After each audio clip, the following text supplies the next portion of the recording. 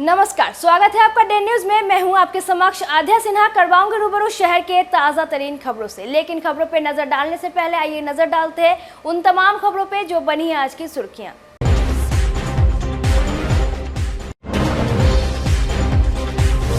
Police custody में एक युवक की मौत के बाद देवरिया में भारी बवाल। पुलिस को करनी पड़ी लाठीचार्ज। लूट के एक मामले में मृतक को पुलिस ने किया था गिरफ्तार।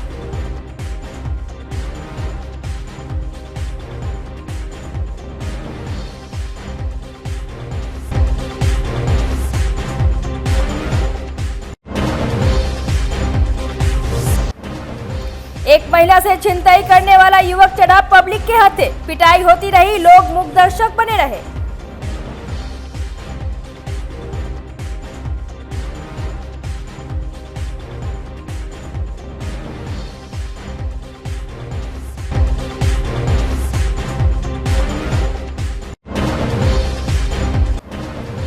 और पूर्ण शराबबंदी वाले प्रदेश में धड़ल्ले से आ रही है शराब की बड़ी बड़ी खेप। मुजफ्फरपुर में जब्त की गई 1.5 करोड़ की विदेशी शराब।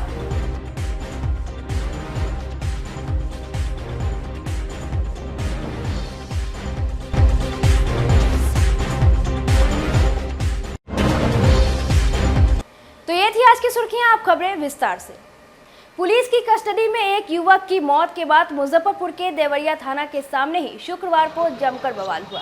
परिजनों ने सड़क जाम कर आवागमन बाधित कर दिया। मौके पर पारू, साहेबगंज, सरैया, करजा समेत कई थानों की पुलिस पहुंच गई। हालात बेकाबू होने पर SSP Rakesh Kumar, city SP Arvind Pratap Singh और कई डीएसपी भी मौके पर पहुंच गए और लोगों को समझाने का प्रयास किया, लेकिन लोग कुछ भी मानने को तैयार नहीं थे। पुलिस ने हल्का बल प्रयोग कर लोगों को खदेड़ दिया। कस्टडी में युवक की मौत होने से पुलिस इनकार कर रही है। सड़क जाम कर रहे लोगों ने बताया कि देवरिया थाना क्षेत्र में गुरुवार को एक सीएसपी से लाखों की लूट हुई थी। इस मामले में गुरुवार की रात पुलिस ने 3 युवकों को उठाया था। ग्रामीणों ने कहा कि पुलिस की पिटाई से एक युवक की मौत हो गई, वहीं 2 गंभीर रूप से जख्मी हैं। उन दोनों का शहर के एक अस्पताल में इलाज चल रहा है। एसएसपी राकेश कुमार ने कहा कि मामले की जाँच कराई जाएगी। यदि परिजनों का आरोप सही पाया गया तो दोषी पुलिसकर्मियों पर उचित कार्रवाई की जाएगी। 12 बजे के आसपास कहीं चोरी हुई है, पता नहीं कौन चोरी किया नहीं किया। कल रात को 1:30 बजे इन लोग गया है। मेरा भतीजा 9-7 को उठा करके ले आया, घर में जाकर के गेट छरप करके ताला तोड़ा। इन लोग ताला तोड़ करके घर में सारी औरतों को दरवाजा पीट करके दरवाजा खुलवाया। सबके घर में घुसा। रात में किस तरह सोती हैं औरतें किसी को पता है सर? किसी को इजाजत हक है कि इन लोग जाकर के औरतों के घर में घुस जाए? घर में घुस करके ये 9-7 सोया हुआ था, इसको उठा के ले आया सर। उसका यहीं पे एक्सीडेंट हुआ है देवरिया में। उसका जबड़ा टूटा हुआ है सर, खा नहीं पाता है। उसको उठा करके ले आकर के सिरसिया में जाकर के इन लोग 3 बंदे को मारा है। थाना नहीं लेकर आया। उसके बाद में लाया है थाना में।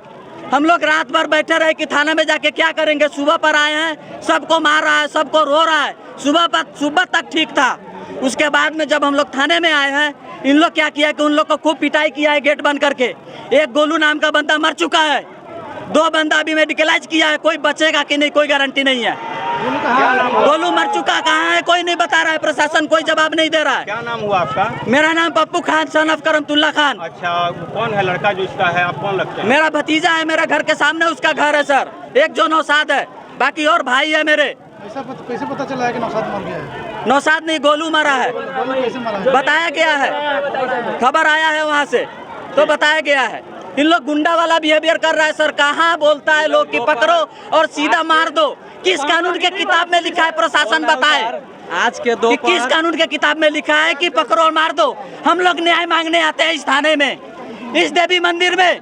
इन लोग मार देते हैं सबको। हम लोग कहाँ जाएंगे? प्रशासन बताए।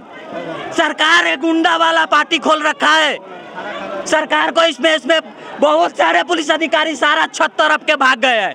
कोई इस देवरिया थाना का स्टाफ इस थाना में नहीं है, सब बाहर के स्टाफ आए हुए हैं। जब उन लोग जुर्म नहीं किया तो क्यों भागा थाना तोड़ के, थाना चरप के क्यों भागा उन लोग? बताए इन लोग। एसपी डीएसपी जो भी आए हैं सर, आप लोग से आग्रह है कि आप लोग जाके पूछिए उनसे कि कहाँ का न्याय। तालिबान नहीं है सर, ये भारत है। भारत में कानून से चलता है। तालिबान नहीं है जो पकड़ो फांसी पे चढ़ा दो। ये भारत संविधान से चलता है। मैं बोला कि अगर जुर्म किया है साबित करो, उसको फांसी पे चढ़ाओ। मैं नहीं बोलूंगा सर, कोई नहीं बोलेगा, लेकिन आपको किसने बताया कि पकड़ो और मार डालो? कल इनका बेटा अगर भाई के साथ कोई करेगा, इनके घर में बीवी बच्चे भाई नहीं है। आज गोलू से आप लोग मिले हैं कि नहीं? नहीं, सुबह मिले हैं। सुबह ठीक था, लेकिन तकलीफ में था क्योंकि रात टॉर्चर किया था। ठीक था, जीवित था। इन लोग दिन में मारा है। इन लोग खुद दारू पी करके मारता है, लोगों को बोलता है दारू पीता है। इन लोग नशे में रात को पीटता है। सरकार इस चीज पे न्याय करे। आप लोग थाना परिसर बंद था, कब थाना परिसर बंद था? थाना परिसर लगभग 12 बजे के बाद बंद है। थाना परिसर 1:30 बजे करीब में बंद था। 1:30 बजे से बंद हुआ है। 1:30 बजे तक बच्चा लोग ठीक था। 1:30 बजे के बाद में यहाँ का सरैया SDPO, सरैया जो क्षेत्र का है SDPO, वो लोग आए हैं। एक गाड़ी से वो आए हैं और दूसरा गाड़ी से उन लोग का चमचा लोग आया है, उसमें फौज और लाठी लिया है मोटा मोटा। उस समय से जब मार उड़ के उन लोग इतना कंडीशन खराब कर दिया है, हम लोग खोलवा रहे हैं कि हम लोग को बच्चा को दिखा दो, बच्चा को दिखा दो। उस समय से कोई नहीं दिखा रहा है। उसके बाद में आया है आपका साहेबगंज थाना, उसके बाद में पारू थाना आया है, उसके बाद कथैया थाना आया है, फिर आपका जाके जैतपुर थाना आया है। 3 आदमी को उठाई है, जिसका नाम है गोलू उर्फ शराफत अली, हमारा लड़का है। एक है इम्ताज है, एक नौसाद है। ये लोग को उठाया वही 12 से 1 बजे के बीच तक। हाँ, कल दिन में हमारा लड़का अपोता हाँ इसी मामले में जो बैंक जो, उसके बाद में ये लोग ले आया देवरिया थाना। ये लोग को ले गया चौर में, सिरसिया चौर में, वहाँ कस के पिटाई किया है। सुबह में कहा कि नाश्ता कराइए, नाश्ता मैंने दे दिया। कहा है कि खाना खिलाइए, खाना खिला दिए। 11 बजे आया है आपको DTO, ये सरैया का हाँ APO की DPO है, वो आया है। उसके बाद उसका अथी है सब है ना, उसका फोर्स उक्स आया है। इतना मार मारा है, इतना मार मारा है कि गोलू को तो लेकर भागा है मुजफ्फरपुर। था हो नहीं चला है हम लोग को, और 2 आदमी फिर ले गया मुजफ्फरपुर। अब हमको गोलू चाहिए, फेस फू पेज हमको गोलू चाहिए। यहाँ का थाना का जो स्टाफ है ये सब भाग गया है, सब अथी टप के भाग गया है। अब पिटाई अभी तो सबका स्थिति खराब है, कोई थाहे नहीं दे रहा है। अरे मुजफ्फरपुर है, लेकिन ये लोग को कह रहे हैं कि भाई हमरा कम से कम गोलू चाहिए। इधर थाहे नहीं, कोई कुछ बोलिए नहीं रहा है। अब तो ये हम ना बताएंगे, अब खत्म हो गया है। अब तो हम ना बताएंगे अब कौन लड़का मारा है कौन नहीं है। हमारा तो लड़का मरेगा तो भाई हमारा तो जुल्म होगा। गोलू हमारा मेरा लड़का। यहाँ जो थानेदार हैं पहले से थे, सीनियर SP साहब ने उनको मैंने बर्खास्त नहीं, उनको यहाँ से अभी तत्काल के लिए निलंबित कर दिया गया। और उसके बाद भी जो स्टाफ उसमें दोषी पाए जाएंगे, जांच करके सभी पर कार्रवाई होगी। क्या मामला था, क्या उठाने के बाद? वो CSP छोटा जो बैंक होता है, उसमें कल 2 जगह क्राइम हुआ था।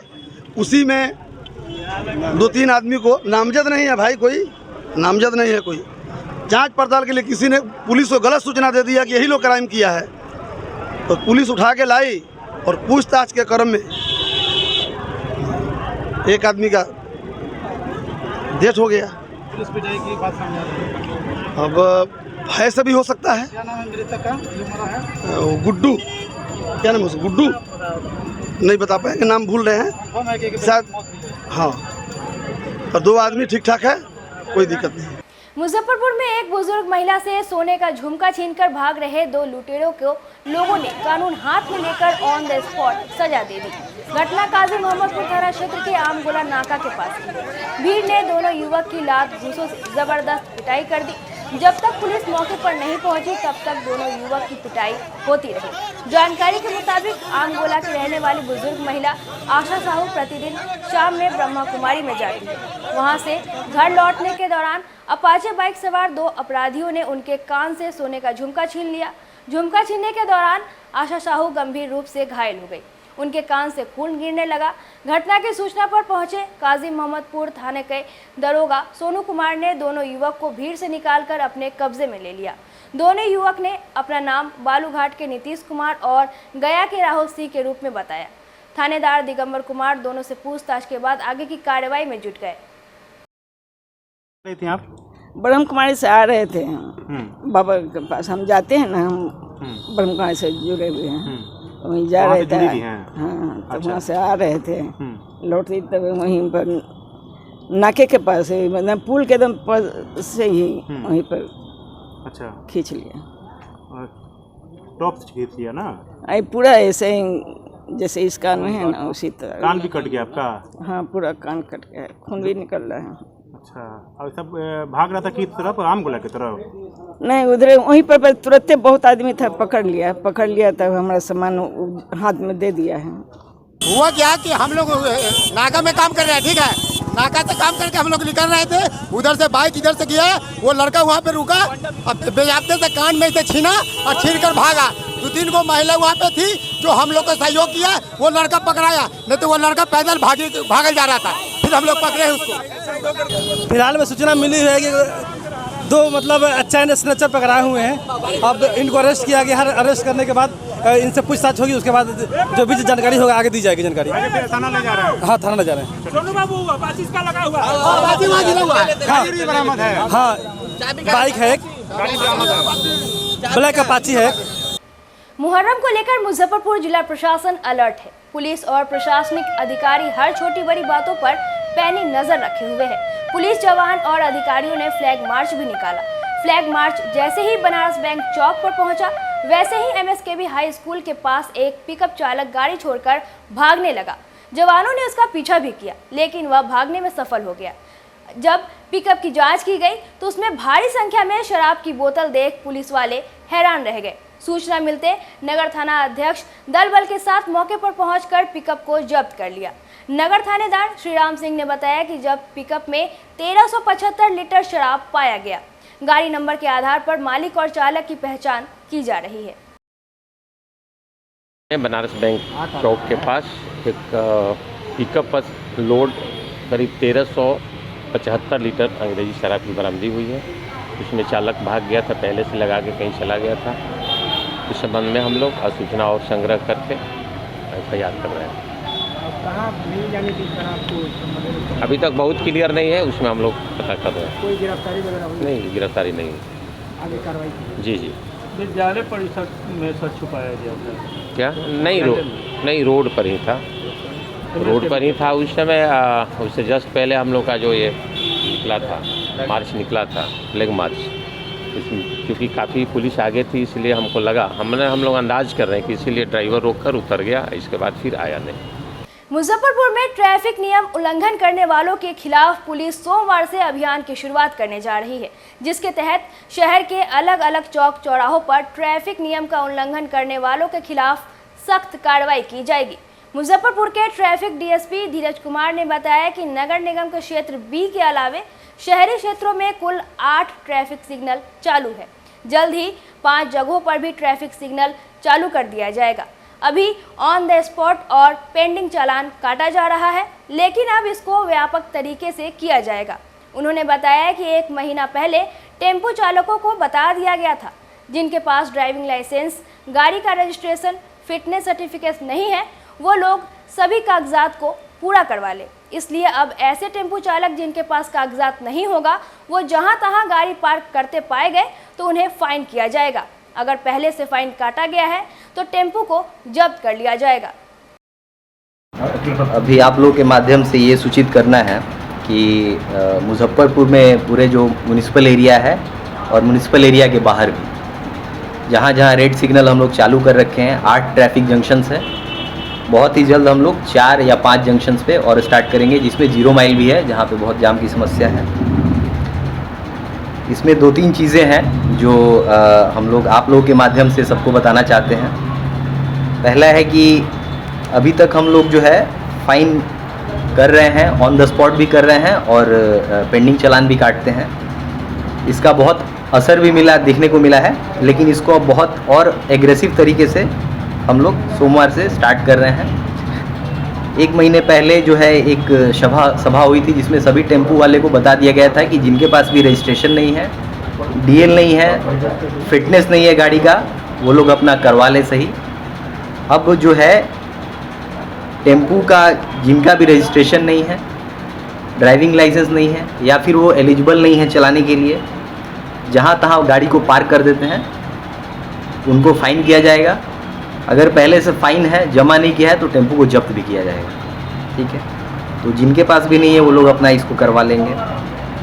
फिर है शहरी इलाके में जहाँ पे भी हमारा ट्रैफिक सिग्नल है 8 पे चालू है ना, 8 पे चालू है, तो वहाँ पे मैक्सिमम लोग जो है, ज़्यादातर लोग जो है उसको फॉलो कर रहे हैं, लेकिन इक्का दुक्का लोग जो है बगल के लेन में घुस जाते हैं, ट्रैफिक सिग्नल को जंप करते हैं, तो उसका 5000 रुपये का फ़ाइन है, जो हम लोग कर भी रहे हैं। और अब इसको जो लोग फ़ाइन उनको लग रहा है कि हो गया है, हम लोग नहीं जमा करेंगे, तो ये HHD मशीन के थ्रू हम लोग उसको वेरीफाई करके ऑन द स्पॉट उनका गाड़ी जब्त करेंगे। अगर वो वायलेट कर रहे हैं और फ़ाइन भी नहीं जमा कर रहे हैं तो फिर गाड़ी की जब्ती होगी।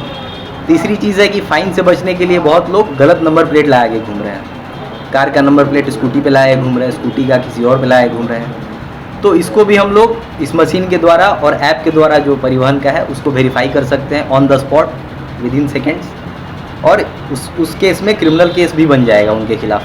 तो अगर कुछ लोग ऐसा कर रहे हैं तो वो लोग बंद कर दें। तीसरी चीज़ है कि जो पार्किंग है, पार्किंग बना हुआ है, टेम्पू का स्टैंड बना हुआ है, आपको भगवानपुर गोलंबर पे भी बना हुआ है, बैरिया में भी बना हुआ है, 0 माइल पे भी बन गया है। उसको हम लोग देख के कुछ दिन में स्टार्ट करा देंगे। तो जो भी टेम्पू चालक है उनसे आग्रह है कि जहाँ तहाँ कहीं भी टेम्पू नहीं रोकें, जहाँ पे है वहाँ से आप पैसेंजर उठाइए और डेस्टिनेशन पे उतारिए। जहाँ तहाँ रोकेंगे तो उसमें पार्किंग का 500 रुपये का उनका फ़ाइन कटेगा। उसके अलावा जो भी चीज़ें हैं वो तो होंगी ही। तीसरा चीज़ है कि बैरिया जो गोलंबर है हमारा, वहाँ से बस स्टैंड नज़दीक में ही है, 100 मीटर 150 मीटर होगा मुश्किल से। वहाँ से बस निकलती है, फिर बैरिया गोलंबर पे आके रुकती है, जिससे वहाँ पे बहुत कंजेशन का, जाम का समस्या उत्पन्न हो रहा है। तो जो भी बस चालक हैं उनको भी इस बात को बस मालिकों के थ्रू जो बता दिया गया है कि वहाँ पे बस को नहीं रोकना है। अगर वहाँ पे वो लोग बस नहीं रोकेंगे तो पैसेंजर अपने आप बस स्टैंड में जाएंगे, तो वहाँ पे भी हम लोग फ़ाइन करने वाले हैं। रामदयालु में भी होगा? हाँ, रामदयालु में फ़ाइन हुआ है, और फिर से हम लोग वहाँ पे जो सीढ़ी उतर के आता था उसको, वैसे ही रामदयालु, हाँ, वहाँ पे जो सीढ़ी उतर के जो पुल से आते थे उसको तोड़ दिया गया है, तोड़वा दिया गया है, और वहाँ पे भी बस को नहीं रुकना है। उसके थोड़ा सा आगे बढ़ा के वो लोग रोकें, उससे बहुत आपत्ति नहीं है। लेकिन वहाँ पे जो है एक तो रेलवे फाटक है, वो लोग बस रोकते हैं तो पुल के नीचे बहुत जाम की समस्या होने लगती है। तीसरा है कि जो मोटरसाइकिल्स है, कितना ही मोटरसाइकिल होगा जो 10 साल 15 साल 17 साल पुराना है, जिसका फिटनेस नहीं है, इंश्योरेंस नहीं है, पॉल्यूशन नहीं है, 3 ट्रिपल राइडिंग कर रहा है, विदाउट हेलमेट घूम रहा है, DL नहीं है, तो ये सारी चीज़ों को अब जांच किया जाएगा। और जिनका भी रजिस्ट्रेशन एक्सपायर है, रिन्यू नहीं है या फिर फिट नहीं है गाड़ी, उसको हम लोग जब्त करेंगे, यहाँ ट्रैफिक थाना में लगाएंगे या फिर कंसर्न थाना को हैंडओवर करेंगे। तो आप लोगों के माध्यम से यही सूचित करना है। ड्राइविंग लाइसेंस राष्ट्रीय लोक जनता दल संगठन को मजबूत बनाने के लिए लगातार मुहिम चला रही है। इसी के तहत शुक्रवार को मुजफ्फरपुर के मारीपुर स्थित एक होटल में युवा लोक जनता दल के बैनर तले युवा चेतना परिचर्चा का आयोजन किया गया। इसमें पार्टी के प्रदेश स्तर से लेकर पंचायत स्तर तक के पदाधिकारी शामिल हुए। इस परिचर्चा में पार्टी को मजबूत बनाने पर चर्चा की गई। पार्टी के पदाधिकारी अमरेंद्र कुमार पांडे ने कहा कि संगठन को मजबूत बनाने के लिए युवाओं को जोड़ना अति आवश्यक है, इसलिए पंचायत स्तर तक मुहिम चलाकर युवाओं को पार्टी में जोड़ा जा रहा है। लोक जनता दल मुजफ्फरपुर जिला इकाई द्वारा युवा चेतना परिचर्चा कार्यक्रम का आयोजन किया गया है। युवा लोक जनता दल माननीय श्री उपेंद्र कुशवाहा जी की जो पार्टी है, राष्ट्रीय लोक जनता दल, उसी का युवा इकाई है। हम लोग पूरे बिहार में अभियान चला रहे हैं और इस अभियान के माध्यम से हम बिहार के नौजवानों से कहना चाहते हैं, युवाओं से कहना चाहते हैं, ये वर्तमान में जो नीतीश कुमार तेजस्वी यादव की जो सरकार है, ये बिल्कुल ही युवा विरोधी सरकार है। युवाओं के भविष्य के साथ खिलवाड़ करने वाली सरकार है। एक जो नीतीश कुमार जी हैं, सिर्फ युवाओं को छलने का काम करते हैं, उसके भविष्य को बर्बाद करने का काम करते हैं। यही नीतीश कुमार हैं। जब सत्ता में नहीं आए थे, 2005 में जब सत्ता में नहीं थे, बिहार में जब खौफनाक मंजर वाली कुशासन की सरकार थी, तो ये कहा करते थे मुख्यमंत्री जी, जो भी मुख्यमंत्री हैं, उसमें मुख्यमंत्री नहीं थे, कि जब एक बार हमको मौका दीजिए बिहार चलाने का, तो बिहारी कहलाना अपमान का विषय नहीं होगा, सम्मान का विषय होगा। और बिहार के नौजवानों को अपने परिवारिश के लिए, बच्चों के भविष्य के लिए बिहार के बाहर नहीं जाना पड़ेगा। हम बिहार में रोजगार का अवसर मुहैया कराएंगे। आज 17 साल से मुख्यमंत्री हैं, इनको बताना चाहिए 17 वर्षों के शासनकाल में क्या बिहार में 17 भी बड़ी कंपनियां निवेश की है, क्यों निवेश नहीं की है। इनके गलत नीति और गलत विजन के कारण बिहार में कोई कंपनियां निवेश नहीं करती है। आज भी बड़ी बड़ी कंपनियां बिहार में असुरक्षा का वातावरण महसूस करती है, जिसका नतीजा है यहाँ कंपनी निवेश नहीं करती है। और निवेश नहीं करने के कारण आज भी भारी संख्या में बिहार का नौजवान दूसरे प्रदेशों और दूसरे देशों में जाकर मजदूर बनकर काम करते हैं। एक आंकड़ा है कि लगभग 4 करोड़ बिहारी बिहार के बाहर देश के विभिन्न राज्यों में और विदेशों में जाकर अपने खून पसीना से, चाहे वह गवर्नमेंट सेक्टर में हो या प्राइवेट सेक्टर में हो, खून पसीना से कमाकर 3,26,000 करोड़ रुपया प्रत्येक साल बिहार को भेजते हैं। और बिहार सरकार के गलत नीति के कारण उस पैसा का उपयोग बिहार के विकास में नहीं होता है, उस पैसा का उपयोग तेलंगाना और कर्नाटक जैसे राज्यों के विकास में होता है, क्योंकि वहाँ की सरकार के पास विजन है, नीति है, जिसका नतीजा है कि वहाँ उद्योग धंधा में बड़ी बड़ी कंपनियाँ निवेश करती है। यही तेजस्वी यादव आज से 1 साल पहले जब सत्ता में नहीं थे तो क्या कहते थे कि जब जिस दिन हम सरकार में आएंगे तो कैबिनेट की पहली कैबिनेट की पहली बैठक में मैं पहली कलम से बिहार के 10 लाख नौजवानों को रोजगार देने का काम करूंगा। नीतीश कुमार बिहार के नौजवानों के भविष्य को खिलवाड़ कर रहे हैं। बिहार के नौजवानों को सोचने की ज़रूरत है, अपने अंदर जागृति लाने की ज़रूरत है, चेतने की ज़रूरत है। नहीं चेतिएगा, नहीं जागृति लाइएगा बिहार के नौजवानों, ये वर्तमान पीढ़ी को बर्बाद कर ही दिए हैं, आने वाला पीढ़ी को भी ये लोग बर्बाद कर देंगे। तो हम बिहार के नौजवानों से कहना चाहते हैं, ए बिहार के नौजवानों, जो है अभी चचा भतीजा के लॉलीपॉप में नहीं आइए, इनके बातों में नहीं आइए। राष्ट्रीय लोक जनता दल उपेंद्र कुशवाहा के नेतृत्व में आपके भविष्य को संभालेगा और बिहार के राजनीति को एक नया आयाम देगा, एक नया दिशा देगा। हम लोग आदरणीय प्रधानमंत्री नरेंद्र मोदी के नेतृत्व में बिहार के राजनीति को उपेंद्र कुशवाहा जी के नेतृत्व में बदलेंगे। काव्य हिंदुस्तान अंतर्राष्ट्रीय साहित्य समूह की ओर से शुक्रवार को मुजफ्फरपुर के नवयुवक समिति ट्रस्ट सभागार में साहित्य सम्मेलन सह कोहिनूर सम्मान समारोह का आयोजन किया गया। इसमें देश के मशहूर कवि, लेखक, साहित्यकार को अंग वस्त्र, मोमेंटो और प्रशस्ति पत्र देकर सम्मानित किया गया। इस दौरान वहां मौजूद लोगों के बीच पौधा वितरण भी किया गया। कार्यक्रम की शुरुआत दीप प्रज्वलित कर की गई। इसके बाद सांस्कृतिक कार्यक्रम का आयोजन भी हुआ। कार्यक्रम में कवि एवं साहित्यकारों ने अपने अपने विचार प्रस्तुत किए। साहित्यकार संजय कुमार दिवाकर, सुनील दत्त मिश्रा समेत कई लोगों को सम्मानित किया गया। मौके पर संगठन के संस्थापक एवं राष्ट्रीय अध्यक्ष रेखा शर्मा, स्नेहा, उत्तम शर्मा, रागनी रानी, प्रमोद नारायण मिश्र, अंजनी कुमार पाठक, गीत का देवेंद्र तोमर, मधुबाला सिन्हा सहित दर्जनों गणमान्य लोग मौजूद रहे। जी, आज मुजफ्फरपुर बिहार की धरती पर काव्य हिंदुस्तान अंतर्राष्ट्रीय साहित्य समूह द्वारा पहला कार्यक्रम है। इसमें आप सबने देखा सांस्कृतिक कार्यक्रम और कोहिनूर सम्मान से सम्मानित किया गया है और इसमें पौधा वितरण भी है। आप देख रहे हैं पौधा, जी पौधा भी वितरण है। हमारी ये संस्था पहला 2022 में 9 अक्टूबर को बनारस में हम एक कवि सम्मेलन करके आई हैं। उसके बाद द्वितीय वार्षिक उत्सव के उपलक्ष्य में दतिया मध्य प्रदेश में 140 साहित्यकारों को और पौधा वितरण वहाँ भी कार्यक्रम करके आए। ये तीसरा महोत्सव है जो मुजफ्फरपुर की धरती पर। यह संस्था मुजफ्फरपुर की ही है, इसमें अंतर्राष्ट्रीय शब्द है। आप देख रहे हैं इस संस्था से अंतर्राष्ट्रीय भी लोग जुड़े हुए हैं। कोहिनूर सम्मान किनको मिला? और कोहिनूर सम्मान हमने बहुत लोगों को कोहिनूर सम्मान से सम्मानित किया है जो देश के बड़े बड़े हैं, और जैसे पंकज अंगार जी, संजय कुमार जी, आपको हमारी संस्था से बहुत बड़े बड़े जैसे हमारे दिवाकर जी, सुनील दत्त मिश्रा जी जो छत्तीसगढ़ बिलासपुर के फिल्मों के अभिनेता हैं, देवेंद्र कुमार जी, डॉक्टर देवेंद्र कुमार मुरैना मध्य प्रदेश से, डॉक्टर मधुबाला सिन्हा, जो मोतिहारी से हैं। मेरी माता श्री सीता शर्मा देवी जी, इनको भी कोहिनूर सम्मान से सम्मानित किया गया।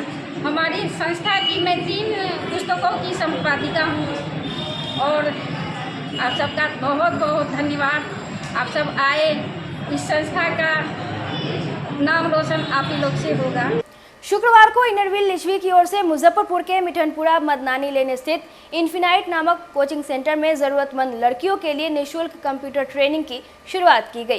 क्लब की सदस्य रीता पराशर ने कहा कि गरीब लड़कियों को स्वावलंबी बनाने और अपने पैरों पर खड़े होने के लिए यह ट्रेनिंग दिया जा रहा है।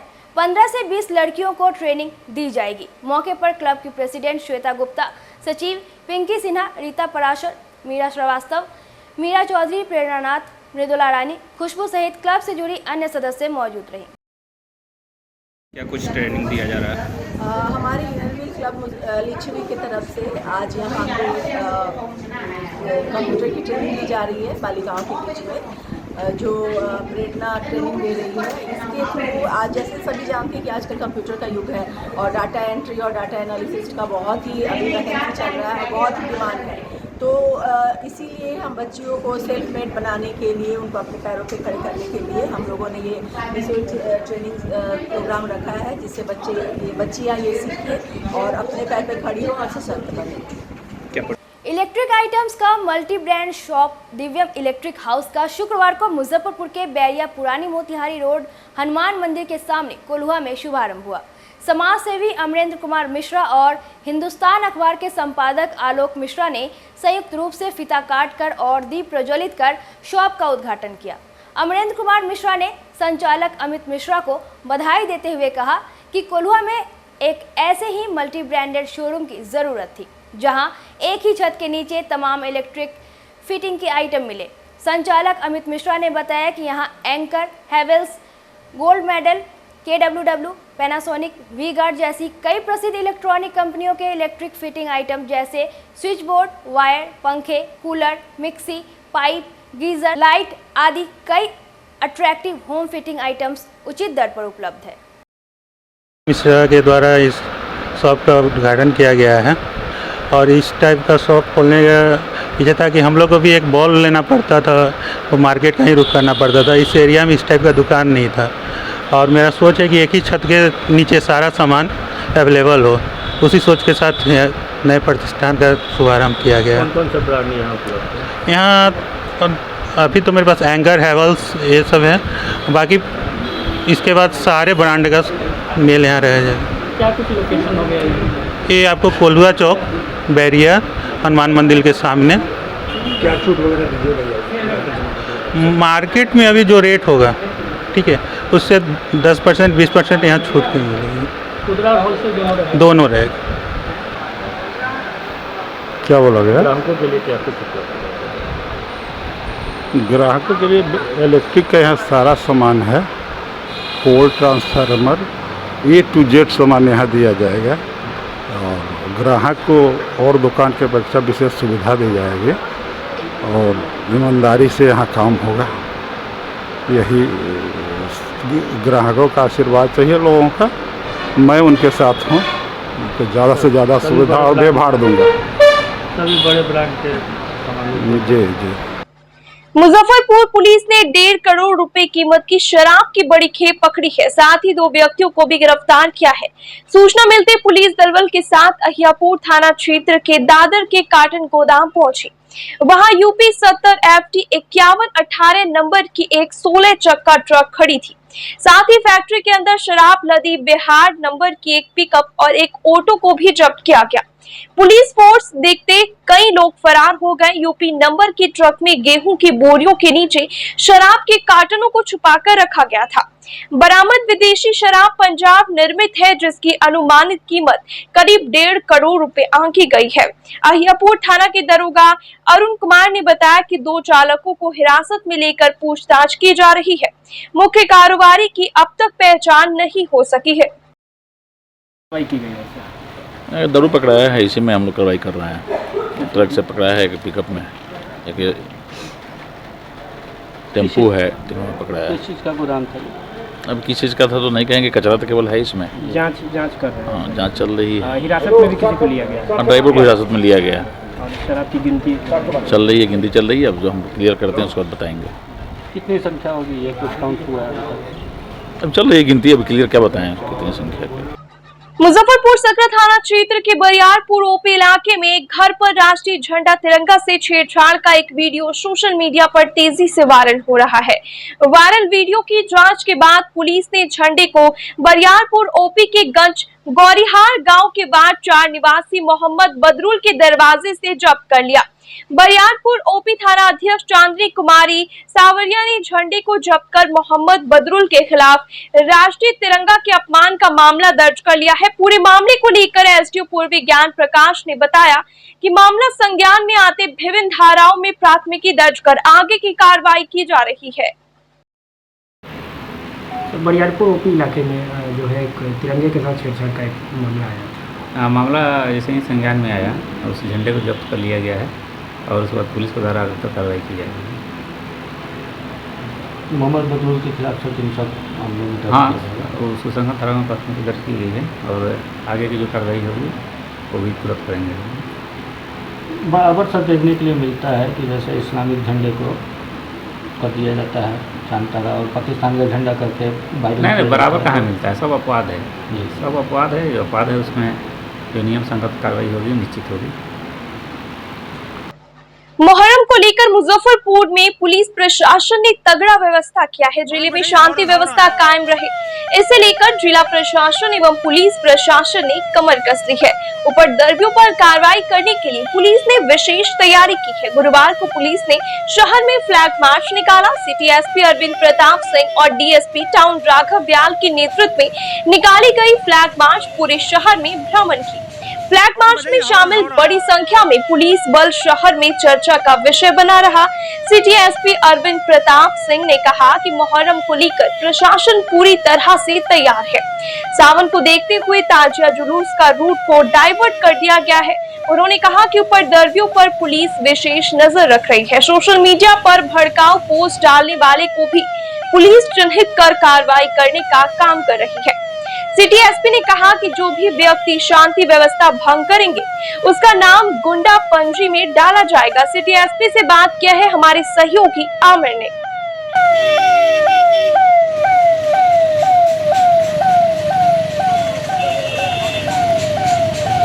मुहर्रम के मद्देनज़र फ्लैग मार्च निकाला गया है। भारी संख्या में पुलिस फोर्स जो है वो फ्लैग मार्च शहर में कर रही है।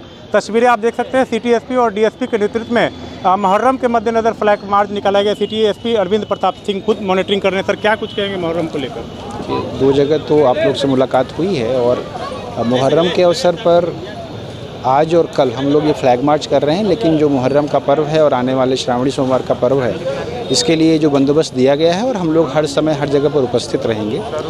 एक प्रिकॉशनरी मेजर के तौर पर हम लोग ये फ्लैग मार्च कर रहे हैं, लेकिन हम लोगों को पूरा विश्वास है कि इस मुजफ्फरपुर शहर में सांप्रदायिक सौहार्द की जो परंपरा रही है तो कायम रहेगी और इस प्रकार की कोई समस्या या कोई सूचना अभी तक हमारे पास नहीं है। शांतिपूर्ण ढंग से दोनों ही त्यौहार मनाए जाएंगे। शनिवार को पर्व मनाया जाएगा और बोलबम भी है, उसमें लोग आते हैं। किस तरह का इंतजाम किया है विशेषकर संवेदनशील स्थल पर? देखिए, दोनों के लिए पर्याप्त पुलिस बल है जैसा कि आप देख रहे हैं और श्रावण के सोमवार का बंदोबस्त तो पूर्व से 2 महीनों के लिए चला आ रहा है। इसके लिए अलग से बल का बंदोबस्त किया गया है और अलग से प्रतिनियुक्ति स्थल हैं। लेकिन मुहर्रम पर्व का जो मुख्य आयोजन है वो रविवार दोपहर तक समाप्त हो जाएगा और जैसा कि आप लोग इस शहर के बासिंदे होने के नाते जानते ही हैं कि रविवार शाम से और सोमवार सुबह तक श्रावणी पर्व की भीड़ रहती है। दूसरा ये कि कई जगहों पर जो मार्ग है जुलूस का, वो और श्रावणी मेला का जो मार्ग है वो पृथक है। कुछ जगहों पर लोगों ने अपनी सहूलियत और आपसी समझदारी से उस मार्ग को अलग कर लिया है, तो कहीं पर भी मार्ग भी क्लैश नहीं कर रहा है। सर, सोशल मीडिया पर किस तरह से नजर रख रहे भड़काऊ? सोशल मीडिया पर हम लोगों की भी टीम है, थाना स्तर पर, सेक्टर स्तर पर, गांव तक ये टीमें बन चुकी हैं। तो लोग देख रहे हैं कि कोई भी इस प्रकार की कोई मैसेजिंग जो बल्क में हो रहा हो और जिस तरह से सीमावर्ती कुछ जिलों में अभी सक्रियता बरती गई है, तो वो सारे लोग जिले से लेकर नीचे तक और हम लोग के जो वरीय स्तर है वहाँ से भी कम्युनिकेशन है।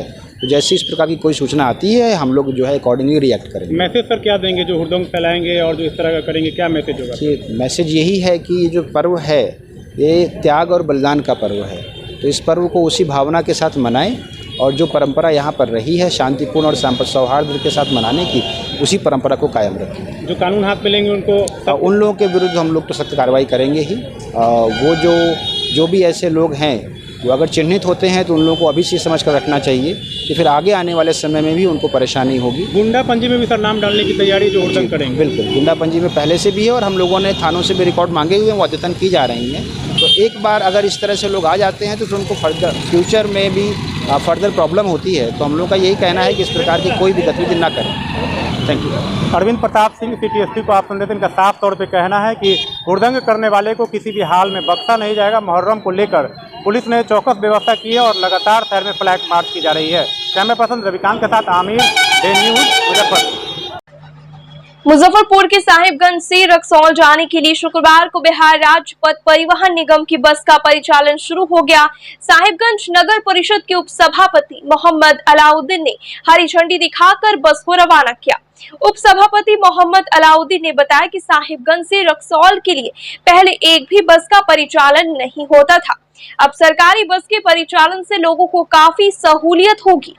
बस के शुभारंभ के दौरान राम शंकर पाठक, नवीन कुमार, कृष्णा कुमार, विनय कुमार सहित कई अन्य गणमान्य लोग मौजूद रहे। शुभारंभ किया गया है आज सुबह 6 बजे साहेबगंज टू रक्सौल के लिए बिहार सरकार ट्रांसपोर्ट चालू किया गया है, जो भारत नेपाल सीमा को जोड़ता है। सौगात मिली है जी जी, साहेबगंज के लिए। जी खुशी की बात है। जी, आपके द्वारा शुभारंभ किया गया है। जी, आज सुबह चालू किया गया। क्या परिचय है आपका? मेरा नाम मोहम्मद अलाउद्दीन है, साहेबगंज नगर परिषद उप सभापति। राष्ट्रीय शिक्षा नीति के 3 वर्ष पूरे होने पर शुक्रवार को मुजफ्फरपुर केंद्रीय विद्यालय में आयोजित प्रेस कॉन्फ्रेंस में विद्यालय के प्राचार्य संजीव कुमार सिन्हा, जवाहर नवोदय विद्यालय के प्राचार्य प्रेम प्रकाश एवं प्रधानाध्यापक राजेश कुमार रंजन ने कहा कि नई राष्ट्रीय शिक्षा नीति 2020 के तहत विद्यालय में विभिन्न शैक्षणिक गतिविधियों का आयोजन किया जा रहा है, जैसे खेल आधारित शिक्षा, अनुभव आधारित शिक्षा, कला के माध्यम से तथा विभिन्न विषयों को समायोजित करते हुए शिक्षा दिया जा रहा है। शनिवार को बैगलेस डे के साथ बच्चों के लिए विभिन्न गतिविधियों का आयोजन किया जाता है। केंद्रीय विद्यालय के प्राचार्य ने बताया कि इस विद्यालय का चयन पीएम श्री विद्यालय के रूप में हुआ है। इसमें विद्यालय को एक आदर्श विद्यालय के रूप में स्थापित किया जाएगा। जवाहर नवोदय विद्यालय के प्राचार्य प्रेम प्रकाश ने कहा कि नवोदय विद्यालय भी नई राष्ट्रीय शिक्षा नीति के अनुसार अपने बच्चों को 21वीं शताब्दी की नई चुनौतियों से निपटने के लिए तकनीक आधारित शिक्षा पर विशेष बल दे रहा है।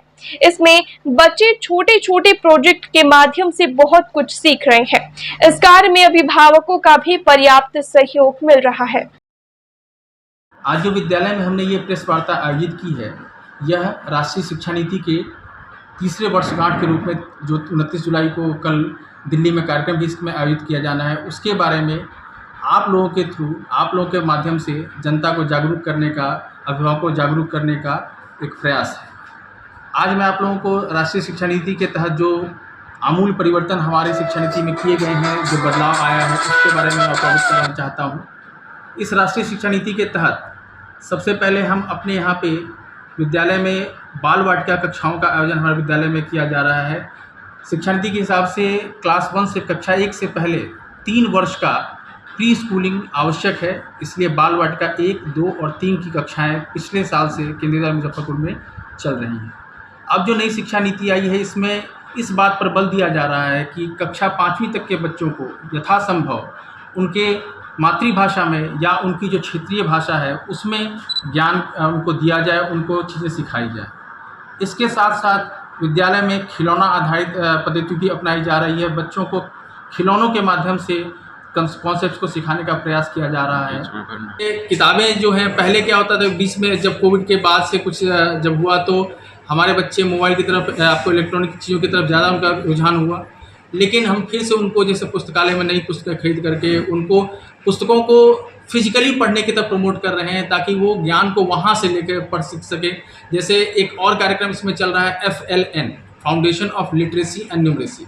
इसमें 2025 तक कक्षा तीसरी के बच्चों तक को भाषा में उनका ज्ञान कैसे बढ़िया हो, वो शब्दों को पढ़ पाएँ, बिना रुके किसी चैप्टर को पढ़ सकते हैं, गणित में उनका ज्ञान कैसा है, वो कितनी तक की काउंटिंग लिख सकते हैं, इसके लिए भी पैमाने तय किए गए और बच्चे इसको कर रहे हैं और इसमें उनको आनंद भी आ रहा है और शिक्षक भी इस पद्धति को बेहतर मानते हैं। उन्हें लगता है कि इसको अगर सृजनात्मक तरीके से किया जाए तो बच्चों में ज़्यादा बेहतर परिणाम हम बच्चों से हम हासिल कर सकते हैं।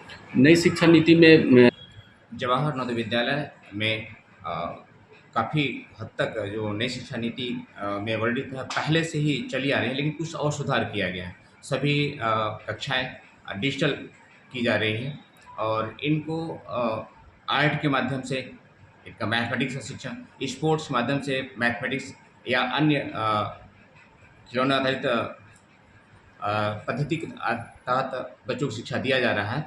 कुल मिलाकर के इस शिक्षा नीति के माध्यम से बच्चों के अंदर 21वीं सदी के जो स्किल हैं उनको डेवलप करने की कोशिश की जा रही है। जैसे लर्निंग स्किल की बात करें तो लर्निंग स्किल में communication skill, creative skill, collaborative skill, literacy skill की बात करें तो उसमें information skill, multimedia skill, technology skill, ऐसी लाइफ स्किल जो भी है इस 21वीं सदी में जीने लायक, अच्छे ढंग से जिए, कैसे जिए, उन बच्चों में डेवलप किया जा रहा है। खेल के माध्यम से उनको जीवन में आगे बढ़ने के लिए कई प्लेटफार्म दिए जा रहे हैं। अभी हमारे यहाँ टेबल टेनिस रीजनल मीट का आयोजन किया गया है, जिसमें 8 क्लस्टर के बच्चे वहाँ पे भाग ले रहे हैं। तो कुल मिलाकर के ये जो शिक्षा नीति है इसके तहत हम लोग अपने बच्चों को शिक्षा दे रहे हैं। ये बताओ, पहले की अपेक्षा और अब में कैसा लगता है पढ़ाई करने में? क्या बताया जाता है? पहले जो बताया जाता था क्या प्रैक्टिकल सिखाया जाता है और क्या क्या नई चीज़ें बताई जाती है, ये बताइए आप। पहले से अब हम लोग के टीचर हम लोग को चित्रकारी अभिनय द्वारा सिखाते हैं। इससे हम लोग का कॉन्फिडेंस बढ़ता है और टीचर हम लोग को बताते भी है कि कैसे बनाना होता है। इससे पहले टीचर दे देते थे काम और हम लोग को बनाने नहीं आता था तो हम लोग नहीं बना पाते थे, लेकिन अभी टीचर सिखाते हैं कि ऐसे बनाना है और उसके द्वारा हम लोग जल्दी से बना लेते हैं और हम लोग को समझ भी आता है कि वो कैसे बनाते हैं और वो क्या चीज़ है और वो किसके द्वारा किया जाता है। और क्या क्या चीज़ें नई बातें बताते हैं कि कैसे करना चाहिए, कुछ बताते हैं? हाँ, जैसे फंडे है तो सेव वाटर पे कराते हैं तो हम लोग को बताते हैं कि हमें वाटर बचाना नहीं चाहिए। तो अभी मेरे एक EVS की टीचर है, उसने बताया है कि पानी तो बहुत सारे है, तब पर मैं क्यों बोलता हूँ कि पानी कम है। तो मेरे टीचर ने बताया क्योंकि 71% पानी है जो पीने वाला नहीं है और 97% पानी पीने वाला नहीं है और 3% पानी ही पीने वाला है। अभी आप क्या बता रहे थे? अभी मैंने एक स्टोरी बताई है। एक गांव की लड़की है पीहू, इसको मैंने पपेट थिएटर के माध्यम से पढ़ाया है। इसका फ़ायदा ये है कि बच्चे विजुअलाइज करके चीज़ों को सीखते हैं। बहुत सारे ऐसे बच्चे होते हैं जो केवल सुनकर या केवल देखकर नहीं सीखते हैं। इसमें बच्चे अपनी सारी सेंसेस का यूज़ करते हैं और उसको देखकर याद करते हैं। याद जो उनको होती है चीज़ें वो उनकी मेमोरी में, परमानेंट मेमोरी में चला जाता है। सेकेंड थिंग, जो हम लोग बच्चों को पढ़ाते हैं, हम कोशिश करते हैं कि हम उनकी मातृभाषा का प्रयोग करें जो NEP के अंतर्गत आता है। इसके साथ साथ जब बच्चे इनको देखकर सीखते हैं, बच्चे खुद से इसमें इन्वॉल्व होते हैं। बच्चे खुद अपने मास्क बनाकर लाते हैं, पपेट बनाकर लाते हैं, जिससे उनका स्वयं का विकास होता है। बच्चे खुद करके सीखते हैं, उनको देखते हैं कि जो हमने मेहनत की है उसका आउटपुट कैसा है। ये राष्ट्रीय शिक्षा नीति में ये पार्ट है, बच्चों में इस तरह से काफ़ी जिज्ञासा होती है पढ़ाई के प्रति। ये एक बच्चों के लिए टोटली सरप्राइज रहता है कि आज मैम क्या करने वाली है। एक जादुई पिटारा नाम की चीज़ है जो NEP के अंतर्गत आती है, जिसमें टीचर नए नए TLMs को यूज़ करता है। खिलौना आधारित शिक्षण हम लोग कोशिश करते हैं कि खिलौनों के माध्यम से बच्चा सीखे, क्योंकि खिलौना जो होता है वो बच्चे को जैसे ही वो जन्म लेता है उसी टाइम से बच्चे को दे दिया जाता है। खिलौनों के साथ जो उनका संबंध होता है वो लाइफ लॉन्ग चलता है। इस वजह से हम कोशिश करते हैं कि खिलौनों के माध्यम से उनको पढ़ाने की कोशिश करें। आज के लिए बस इतना ही। कल फिर मिलेंगे कुछ नई खबरों के साथ। तब तक मुझे और मेरे पूरे न्यूज़ टीम को दीजिए इजाज़त। नमस्कार।